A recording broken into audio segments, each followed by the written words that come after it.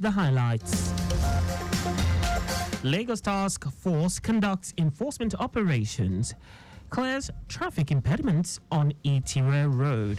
President Tinubu promises tangible results in infrastructure, food security. On the foreign scene, Israel shuts down schools over insecurity. And in sports, Lagos State surpasses previous records at National Youth Games.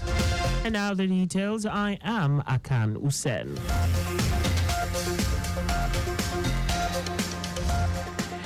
Lagos State Task Force has conducted a successful enforcement operation at Lansing bus stop along Itire Road, where commercial buses, popularly referred to as Downfall, had caused untold traffic inconveniences to motorists. The operation, led by the chairman of the agency, Adetayo Akerele, which extended to Aino Street, Aborshade Street, and Oseni Street, addressed long-standing complaints about illegal parking and commercial vehicles obstructing traffic around that axis. Akerele assured residents that the Lagos State Task Force remains committed to sustaining this traffic correction currently being carried out by the agency. He also urged motorists and commuters to remain compliant with all road and traffic laws across the state in order to ensure that our roads remain safe and motorable for all. A total of 51 vehicles were impounded, while the drivers will be charged to court for varying traffic offences. In the same vein, the Lagos State Task Force has deployed additional patrol motorcycles across key areas of the state to tackle the menace of one-chance operators and other traffic-related crimes. Chairman of the task force, Adetayo Akerele, highlighted the areas with high incidences of traffic robberies to include Agege Motor Road, Fagba, Bagada Expressway, Iyanoworo, Oshodi Expressway, among others. Akerele said the added patrol units will improve the agency's ability to swiftly respond to incidents, track down criminals, and create a greater sense of safety for all motorists. He urged residents to continue reporting suspicious activities to the agency through the designated phone number 0808 9705 008 or the agency's social media handles. The Lagos State Materials Testing Laboratory Agency, LSMTL, has formed a groundwork of knowledge acquisition with the Association for Consulting Engineering in Nigeria, ASEN. This is in its bid to enhance the critical roles that engineering and materials testing plays towards the development and progress of infrastructure across the metropolis. General Manager of LSMTL, Olayinka Abdul, said the integrity of design structures relies heavily on quality materials tests, hence the need to expand knowledge and skills in tune with existing best practices. While recounting the essence of the training, Abdul stated that the partnership with ASEN will create a robust network of professionals who are committed to elevating engineering standards to ensure Lagos State continues to build on a foundation of quality, safety, and innovation.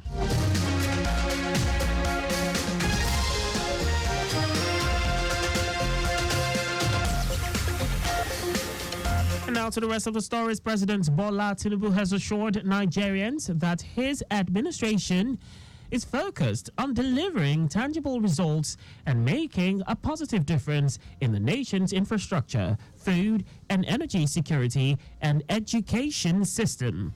At a meeting with a forum of former presiding officers of the National Assembly led by former Senate President Ken Namani, the president emphasized that he is not in office for personal gain, but to serve the country. Reflecting on the complex nature of legislative activities, constitutional reviews, and nation-building processes, President Tinubu expressed confidence that Nigeria can progress through collaboration and inclusiveness. He outlined his administration's focus on addressing these challenges, including improving infrastructure, ensuring compliance with financial regulations, exploring alternative energy sources, and providing energy security. The Conference of Speakers of Pan-African Parliament of the African Union has expressed solidarity with the victims of the flood disaster in Nigeria and others affected by similar tragedies and natural disasters across the African continent. This was contained in a statement signed by President of Pan-African Parliament Fortune Charumbira at the ongoing 12th Annual Conference of Speakers of National and Regional Parliaments in Midrand, South Africa. According to the lawmakers, the floods in Nigeria and other parts of the continent have highlighted the urgent need for a comprehensive response to natural disasters driven by climate change and inadequate infrastructure on the continent.